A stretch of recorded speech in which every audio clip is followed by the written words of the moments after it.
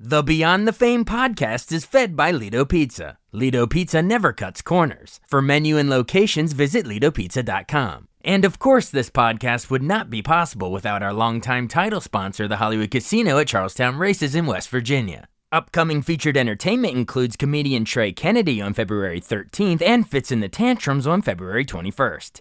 Details and tickets at HollywoodCasinoCharlestown.com. Must be 21 to enter the casino floor and attend a show.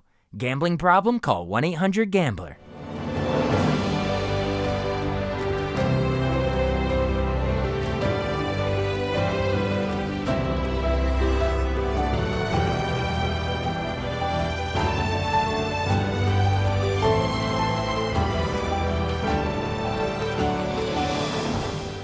Welcome to the newest episode of Beyond the Fame with Jason Fraley. I'm your host, Jason Fraley, picking the brains of the top filmmakers, musicians, and artists of our time. Corey Feldman joins Will Wheaton and Jerry O'Connell to present a 40th anniversary screening of Stand By Me at Strathmore in North Bethesda, Maryland on March 14th. I spoke to Feldman to preview the event and to share memories of the movie, including a tribute to the film's late director, Rob Reiner. Hey, Corey Feldman. Hey, thank you so much for joining the show. This is an honor. Hey, nice to see you. How's everything? Doing great. But who do we have with you? There's a cat. That's Jason, my friend Jason. Oh, no, wait. No, I'm sorry. Cat, you meant on this side. Yeah. Yes, this is our good friend Dobby. Dobby is chilling. This is our, well, I guess you would call him a hairless cat or a bald cat. But the true name, of course, is a Sphinx cat. Ah, okay. He's a Sphinx cat. Gotcha. Don't know if you can tell, but yeah. Oh, when you say the hairless cat, I always think of Mr. Bigglesworth. You can see he's got beautiful blue eyes. I don't know if you can see the eyes from there, but I don't want to anger him and put him any closer because he's quite. And is it Dobby after Harry Potter? Dobby after Harry Potter? You said? Yes, exactly. Exactly. Because he sort of looks like him, doesn't he? You can't tell so much because he's got a sweater on right now, so. Nice. He looks a little more colorful, but he's got kind of a grayish tan body, you know. Yeah. I wish if I could. I don't know if our dog will ever run in here, but we have a little black lab rescue, and we actually joke sometimes the little half flop ears. We've jokingly called her Dobby as well. So I did not know that your cat would actually be named what we kind of joke about our dog. Well, I have to confess, it's not even my cat. It's my girlfriend's cat. She named the cat Dobby, but all right. I honor the name. The name. Dobby will be riding next to you during this interview. I love it. Well, we should tell everybody. Or maybe not. I don't know. Or maybe not.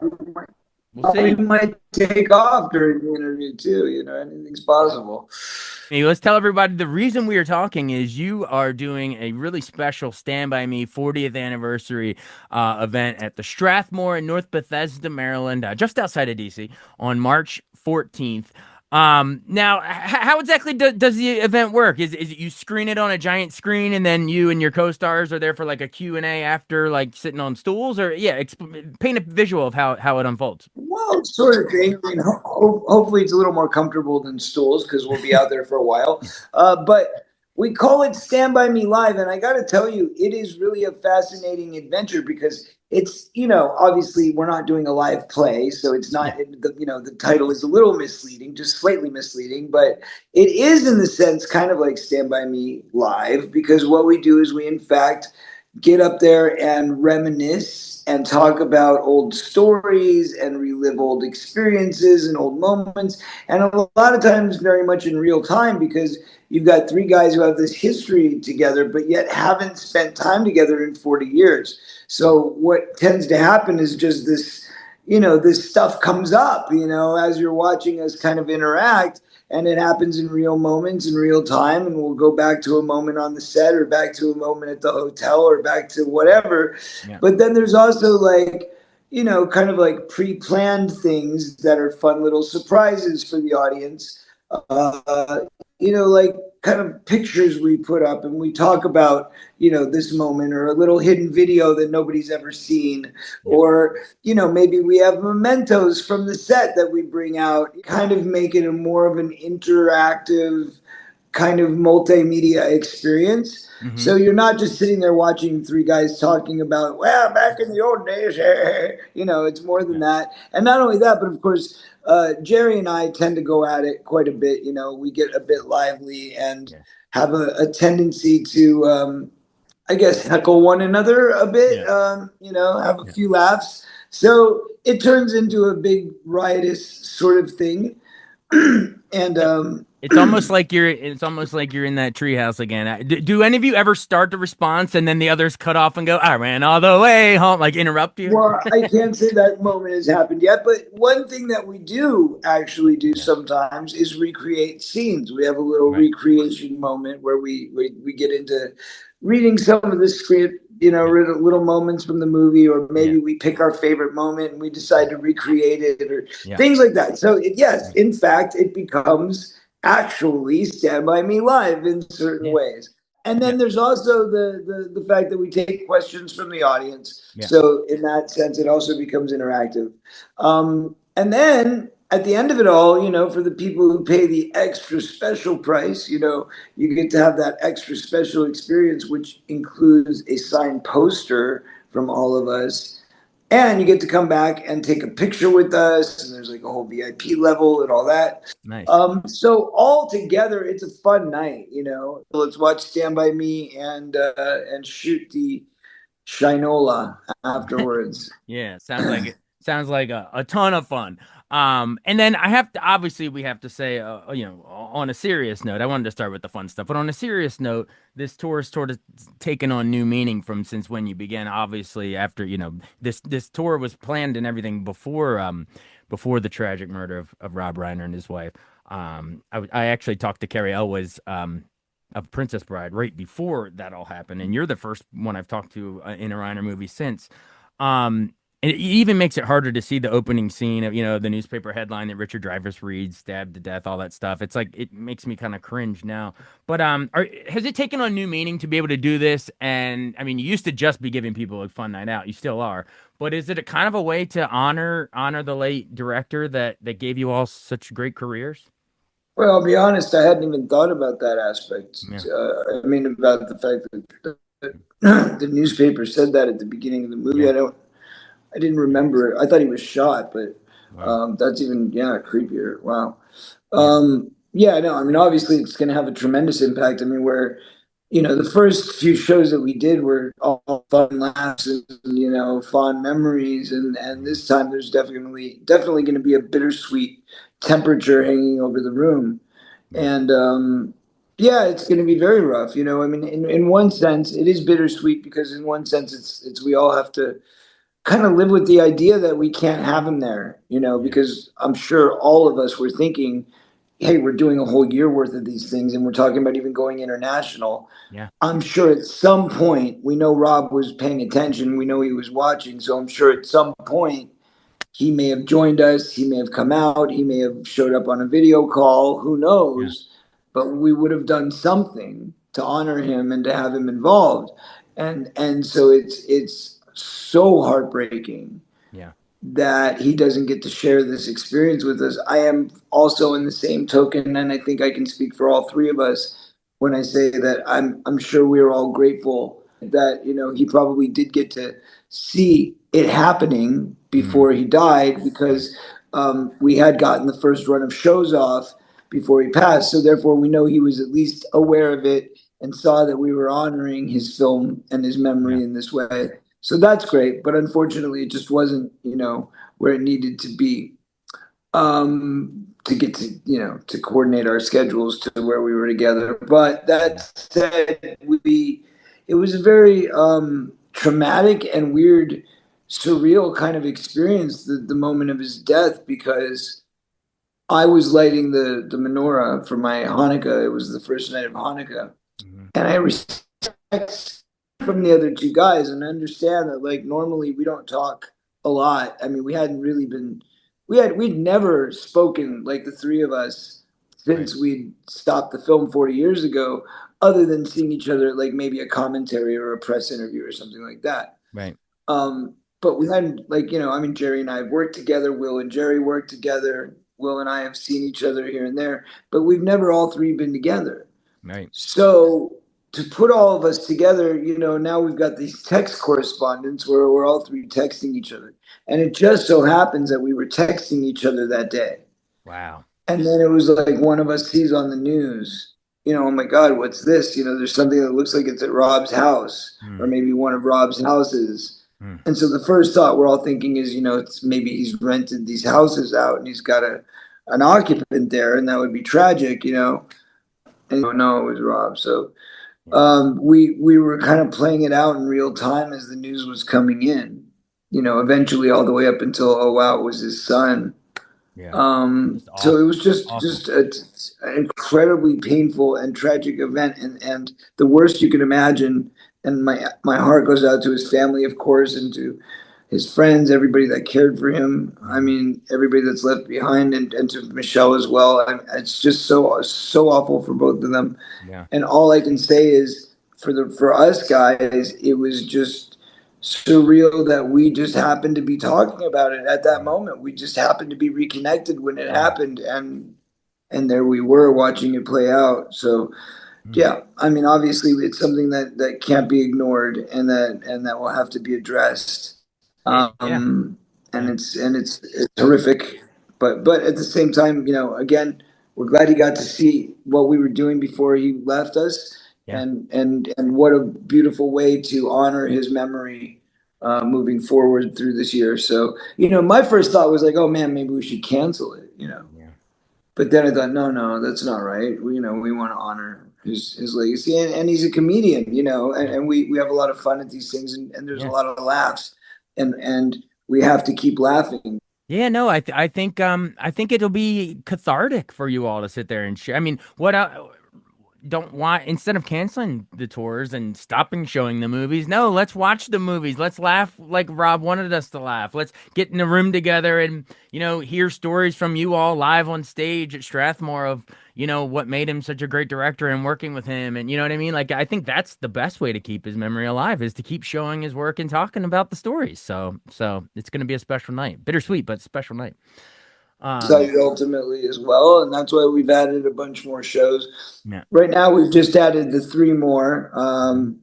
I don't know if they've gone on sale yet, actually, so I don't know if I should say that, but we've Yeah. added three more, and we're Great. going to be adding, I believe, maybe even like six more. We might add six more for the U.S., and then we're talking about possibly even going international. Awesome.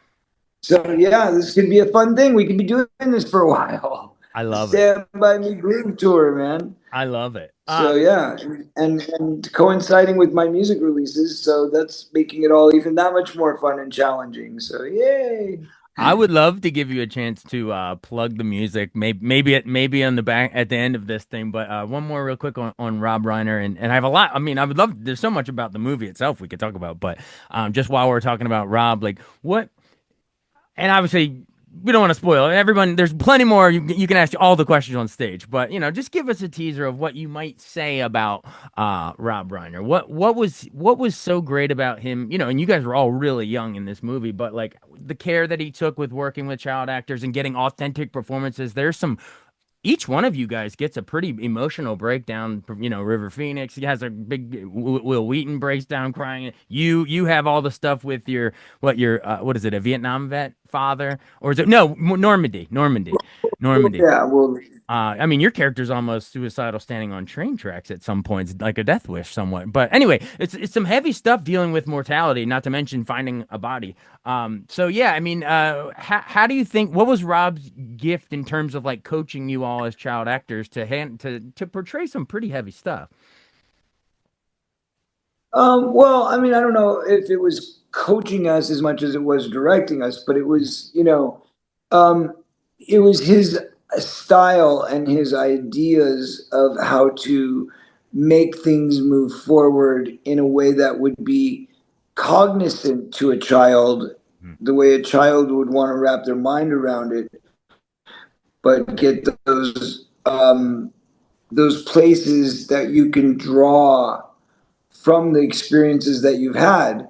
mhm, Obviously we have a lot less to draw from as children, but for me personally, I had plenty to draw from, which is why he chose me in the first place, mhm, because I was one of the rare instances where there was child who came into the room, and you could see such an enormous depth and well of pain Mm-hmm. to draw from, Mm-hmm. and anger, to be able to pull off the fury that you saw in that scene. So that was really his intention, his reason um, for choosing me. But the point being that what he was able to do was tap into that in a playful way by helping us connect in a friendly way. Mm-hmm. And the way that he did that was by bringing us up there 2 weeks early to do kind of, I wouldn't even say rehearsals, but we would say workshopping it. He brought us up to workshop and to go up and to be constructive and learn each other's timings and methodologies and mannerisms and movements and ways to expect what to not expect or what to expect from one another in the process. The idea of, you know, um, that realistic experience of four friends who've been, growing up together for the last 4 years and know how each other is going to think, being able to answer each other's sentences, being able to complete each other's thoughts. Mm-hmm. All of that was necessary to be in place from the start, because you can't go, yeah, you're going to develop that stuff. If you're working together for 3 months, it's going to develop by a month and a half in. You're Yeah, going to have all that stuff naturally. sure. But let's get this started early so that way, before the cameras are even rolling, you sense the camaraderie, you sense the experience that these kids have together, that they don't feel like they're just four strangers that are being thrown into a scene and made to act. Right. The camaraderie, so you built the camaraderie before, long beforehand. Okay, gotcha. Um, Correct. I also think I mean, not only working with you all as actors, but just like his eye for shots and stuff. I feel like Rob never gets enough credit. Like even in Stand By Me, some of the shots down the train tracks, where there's like that great wide shot of the, out in nature, and you guys are really small walking across. I just feel like he doesn't really. I mean, maybe now, sadly, it's almost you have to, you have to lose someone before you really appreciate him. But like. I always sort of view Rob as almost like our era's like Howard Hawks. Like he could do any genre. Like seriously, think about it. Like you could say he made arguably an argument could be made for like the best movie in like I don't know 7 or 8 different genres. Because you say what's the best mockumentary? Spinal Tap. What's the best coming of age movie? It could be Stand by Me. What's the greatest fantasy romance? Maybe Princess Bride. What's the greatest rom com? When Harry Met Sally. Misery is up there with the great horror movies. What's the best courtroom I drama? You would could say A Few Good Men. You know what I mean? Like it's crazy. I would beg to differ on one thing there, for Go for sure, it. which is that I wouldn't say the best mockumentary was Spinal Tap. I would say the original mockumentary was Spinal Tap. There Either was way. no Yeah. other. Yeah. There was no other. It Yeah. was his concept. It was Yeah. his idea along with the other three guys. And Christopher But Guest. Yeah. Yeah. Yeah. that is beyond the concept of a film. That is pioneering an entirely new art form that captured both the future coming of reality Yeah. television Yeah. and the popularity to come of documentaries, Yeah. which, by the Yeah. way, at that time, Yeah. documentaries were not Mhm. really a thing. They were kind of a very secondary art form that very few people were aware of or watched, Yeah. unless you happen to be really heavily into Yeah. news or politics. Not to So, mention, not to mention sitcoms like The Office and Parks and Rec and that little that style. I mean, all of that can be traced back to Reiner of in Spinal Tap. course, Yeah. of course, of course. So the point is that it was a generational creation of Hmm. historical manner, right? I mean, it was Yeah. a giant contribution to the thread in the Hmm. fabric of our industry, Yeah. because it was Saturday Night Live in a movie, Right. and nobody had ever figured out how that would work. How do you take those elements out of a sitcom? Yeah. I mean, I'm sorry, a sketch comedy show where you have 3 minutes or 4 minutes to get these ideas across and expand that into Yeah. an entire depth and breadth of character, Yeah. to where these people become real and you can watch them for an entire 2 hours and Yeah. become captivated by their storyline. Yeah. So that is really what he brought to the table. Yeah.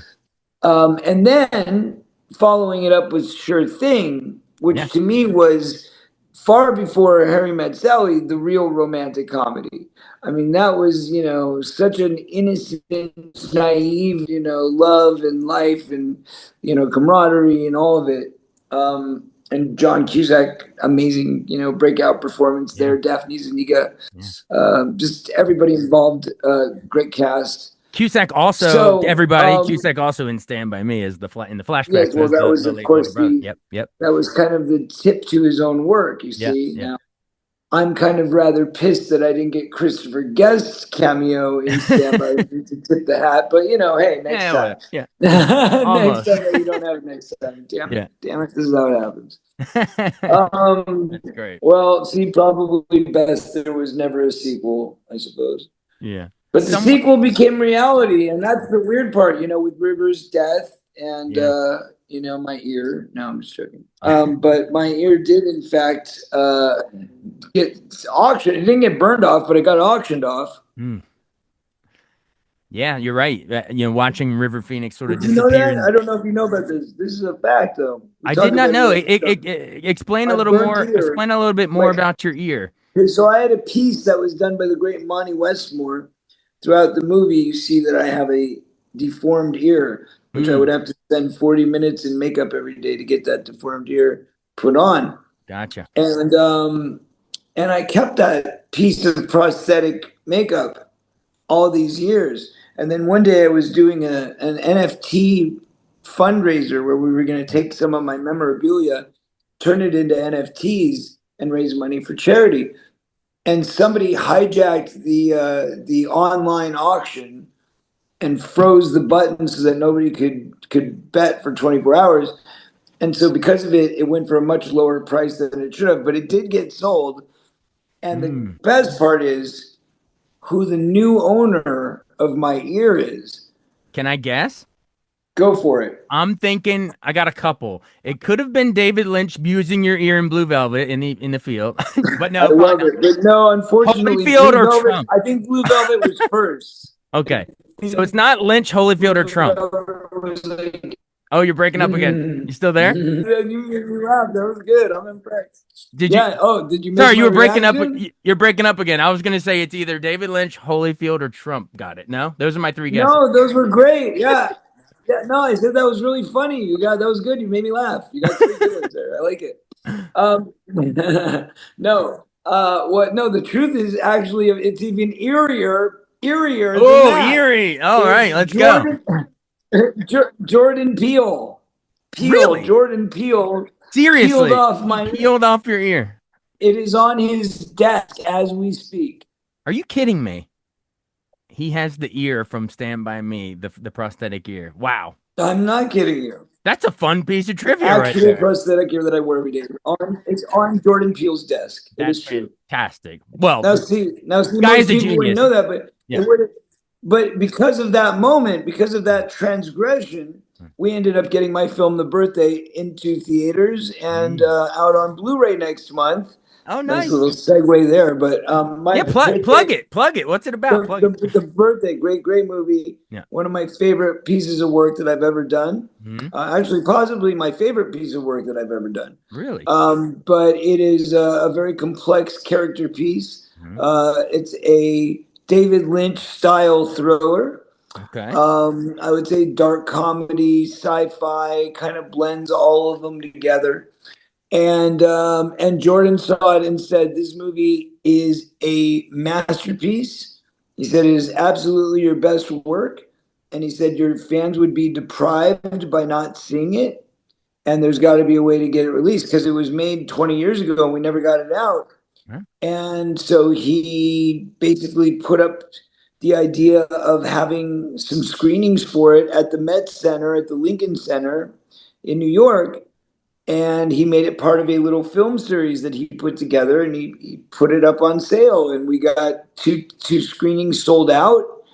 And as a result, we got distribution and it came out in theaters and now it's on Amazon, but it's coming to Blu-ray under 8K HD Blu-ray, the nicest format you can possibly Yeah. own for cinema, and that'll be available in March. So go check it out. I love it. All right. Thank you. Speaking of sort of those, you said Lynchian kind of thriller-ish, right? Have you stayed in touch with the horror master Stephen King from Stand By Me? I think it's based on The Body. Uh, No, did yeah, he yeah, ever? I yeah. think I read You know somewhere it what's was his really favorite. interesting? No, wasn't Stand True. By Yes, Me yes, his favorite of yes. all the Stand by adaptations? Me. It's his favorite adaptation. Yes, Yeah. and he was sure to let Rob know that Yeah. while he was here. But no, ironically, I'm sorry, Stephen and I never met. Oh, hey, sorry. Isn't that Get funny? out of here. Sorry, The that's cat walk, cat number black two cat walks decided by to when you mentioned Stephen King. The cat walk. It's not go, Cujo, go, it's the cat. so whoops, frame.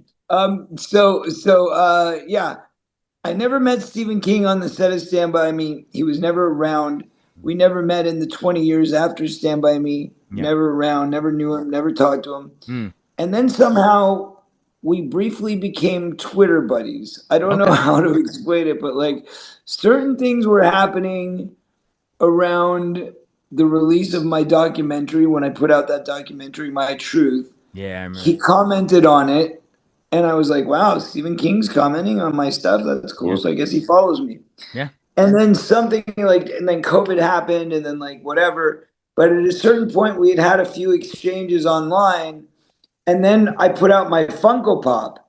And when I put out my Funko Pop, Stephen King said, I'm really jealous. I want a Corey Feldman Funko Pop. Yeah. So he said, I want a signed Corey Feldman Funko Pop. So we called his office, and my assistant called his office and say, is this real? Does he really want a signed Funko Pop? And they said, yes.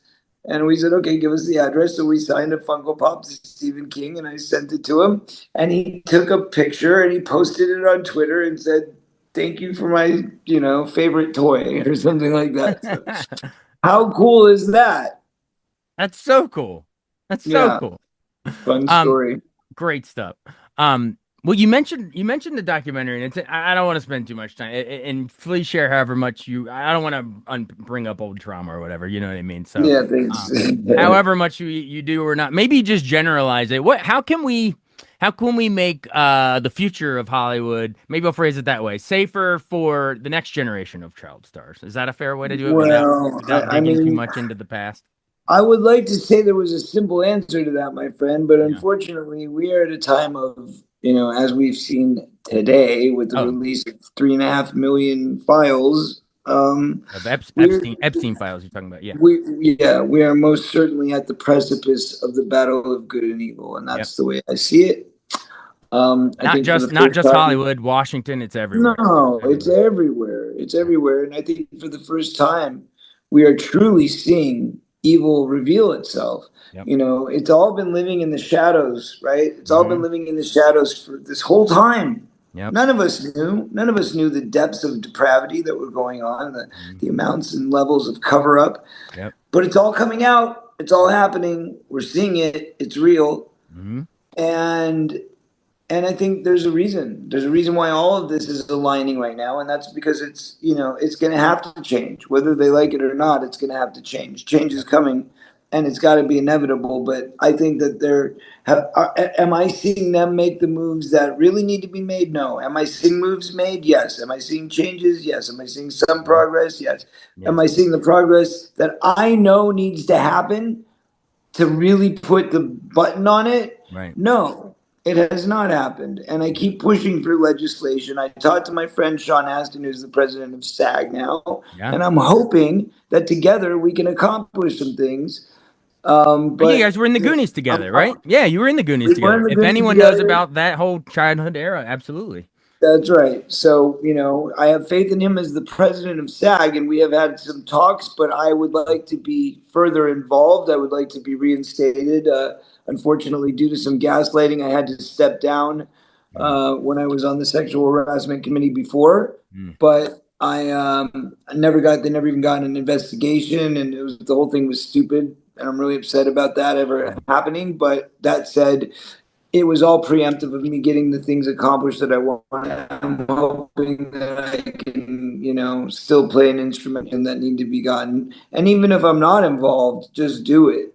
I don't need the credit or to be attached to it or involved with it. I just want to see it happen for the future of children in the industry. If there's going to be an industry, and if there's going to be children involved in it.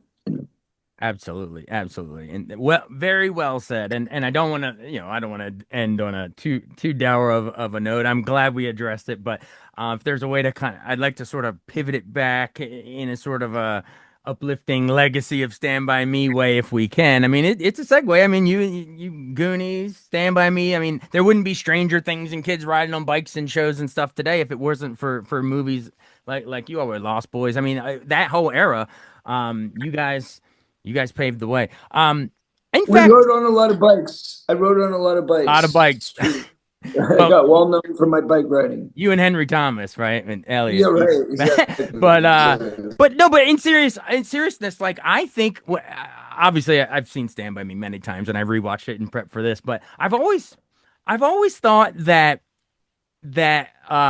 movies like The Sandlot were directly inspired by, not only the narration but the treehouse, the junkyard dog, all that. I mean, I guess the narration really was A Christmas Story slightly before you guys, and then The Wonder Years slightly after you guys. But do you think that Stand By Me with sort of that nostalgic narration and the kids sort of all hanging out in the treehouse, all that kind of stuff, led to the You're Killing Me Smalls and all that later? Like, do you think those screenwriters probably were watching your stuff and wanted to emulate Who it? knows? I mean, I can definitely say that I think that The Sandlot appears to be a direct, Yeah. almost copy of Stand By Me. I mean, it's like, I love it. I there's love it literally too, man. Yeah, I grew up on that. Yeah, but I didn't love it. I didn't grow up on it. It really, came after my time of watching uh, those type of movies, and I saw it years later, or at least bits of it, and I was like, whoa, this is like our movie. Like, this yeah, is like literally like our movie. yeah, So, yeah, I don't know. That one kind of threw me a little,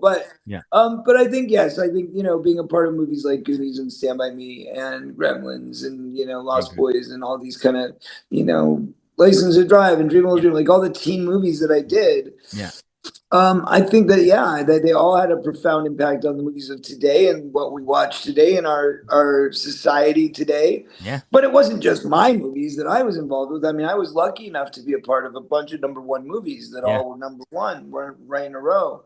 And that was amazing. But then, there was also a bunch of great movies that I wasn't a part of that were also very fundamental in structuring how we look at teenage society from that period. yeah, And that's like The Breakfast Club and yeah. 16 Candles, all those John The Hughes John movies. Hughes I mean, he stuff. was he was the guy, and he was the Right, quintessential, right. Yeah, 80s director yeah, and writer. And the original Brat Pack, which I wasn't a part yeah, of either. It was kind of like yeah. there was all that. Started with The Outsiders, to be honest. That Right. was the beginning of it, right? The Outsiders, and then it Coppola. kind of had that Yeah, whole. yeah, Yeah, well, yeah. but I'm saying that the camaraderie, the Mm, friendship, the yeah. boys, the teenage boys, and Well, I talking would about actually, I girls. would actually maybe go back even like American Graffiti, probably even before that, right? Probably. Well, American Graffiti, I would say, is more in the Grease class. The Grease Okay. category, Sure. was Saturday Night Fever and Grease, Yeah. kind of all that kind of, Yeah. you know, Yeah. 50s to 70s teenage culture, Rebel Without a which Cause. is a Like little every bit different. generation has the yeah, yeah. But yeah, you're right. Right, Outsiders right, is the right, right. beginning of But your the 80s, Outsiders was the bridge. the The 80s. Yeah. Outsiders was the Yeah. bridge of the gap between those two films, Yeah. between the 50s, 60s Right. version of teenagers to the 80s versions of teenagers, Right. because that became the Brat Pack, and all Yeah. of those movies Yeah. really kind of flourished out Right. of the family that was in the Outsiders. If you Mhm. remember everybody that came from it, from Rob Lowe Oh, yeah. to C. Thomas Howell to Patrick Swayze to Diane Lane, everybody was in that movie. Yeah. It was well, makes sense. Coppola produced American Graffiti for Lucas and then directed Outsider. So there you go. Where there's our connective tissue. But the legacy of Stand By Me is going strong in all the kids movies that we referenced. Not to mention That's right. Castle Rock the setting became Rob's production company and Seinfeld. Tons of shows have That's that right. plastered on it. That's right. Everything is Um because of Castle Rock, and Castle Rock is because of Stand By Me, and Stand By Me is because of Rob. yeah, And we celebrate Rob. We celebrate Stand By Me. We celebrate 40 years. We celebrate the memory of River Phoenix, the great late River Phoenix as well. And you know what? The three of us guys getting back together and having a good time with the audience. And that's what it's all about. So hopefully you all get a chance to come join us for Stand By Me Live. It's going to be great. Yep, it'll be Corey Feldman, Will Wheaton, and Jerry O'Connell swapping stories with the screening of the movie. Of course, will you have an extra chair for River Phoenix there, just like an empty chair, and maybe another one for Rob as well now? Well, yeah, we had in the past had an empty chair for River, but now there'll have to be two. Yeah.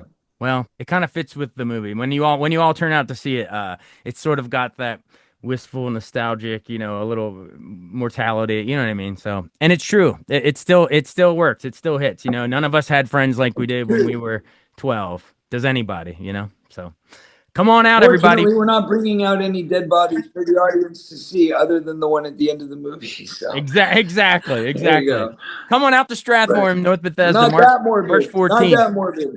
Not that morbid. God bless everybody. Absolutely. Thanks for doing this. I appreciate it. Nice to meet you. Nice to talk to you today. All right. See ya. Thanks, Jason. Bye. Thanks so much for listening to Beyond the Fame with Jason Fraley. Our theme music is Scott Buckley's Clarion. Remember to give us a 5-star rating if you like what you hear. We'll see you next time.